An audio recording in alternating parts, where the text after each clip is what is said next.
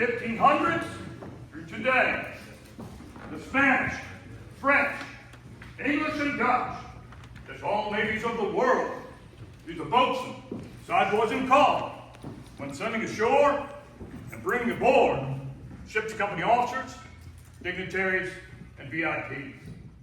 The sideboards are hoisted upon ropes which are raised or lowered on boarding platform, so that the officer would not have to climb upon the rat lines, which were hanging over the side used by the enlisted. This courtesy was sometimes extended to port officials and visiting officers. It was not uncommon, however, for the commanding officer of the ship to order up the jolly boat, 8 strongbacks and a boatswain, to take an old friend and shipmate to shore, home, never to set sail on naval ships again. All hands on deck would be called. Great speeches would be made of battles fought upon the open ocean, victory at sea, storms, weather, travel to strange and distant lands and ports of call. What were ports of call that others could only dream about?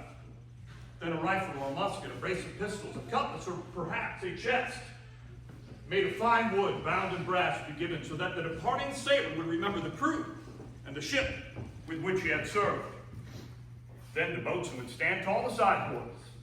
The departing sailor would request permission to go ashore for the very last time. As he stepped upon the loading platform, the sideboards would lower away. The departing sailor would sit in the stern of the jolly boat. The strongbacks would begin to row. From the ship's main battery, the gunner would fire a single round, a salute to their shipmate going ashore. In the late 1700s, the United States set sail with new ideals, new traditions that would stand the test of time. The United States Navy, the world's finest navy, has always led the way in performing ceremonies and customs for our shipmates. In the early 1800s, enlisted sailors began holding retirement ceremonies for other enlisted sailors. And the commanding officer would allow the jolly boat to take that shipmate ashore. After the Civil War, the commanding officer began holding retirement ceremonies for the enlisted, showing that he and the Navy valued their service and their sacrifice. Today we have given most of the pomp and the circumstance of these ceremonies back to history. Time does not allow us to do all things of the past.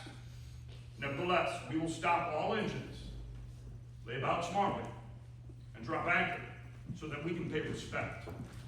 Respect to the honor, the courage, the commitment that this sailor has shown.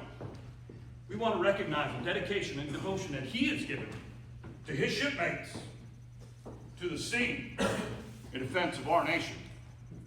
We want to recount the hours, the days, the months, yes, even the years that this shipmate has stood the watch. I mate for more than 23 years. This shipmate stood the watch. At times when some of us were in our bunks at night, this shipmate stood the watch. At times when some of us were in our school learning our trades, this shipmate stood the watch. Yes, before many of you in this room were even born, this shipmate stood the watch. At times when we could see the storm clouds of war brewing upon the horizon, this shipmate stood the watch. At times when he could see his family ashore wanting his love and his guidance, sometimes just his hand to hold during the hard times, this shipmate still stood the watch. He stood the watch so that you and I and our fellow countrymen could sleep soundly in safety each and every night, knowing a sailor stood the watch. Shipmate, I'm here to let you know your watch stands relieved. Relieved by those you've led, those you've guided, those you've mentored to take your place.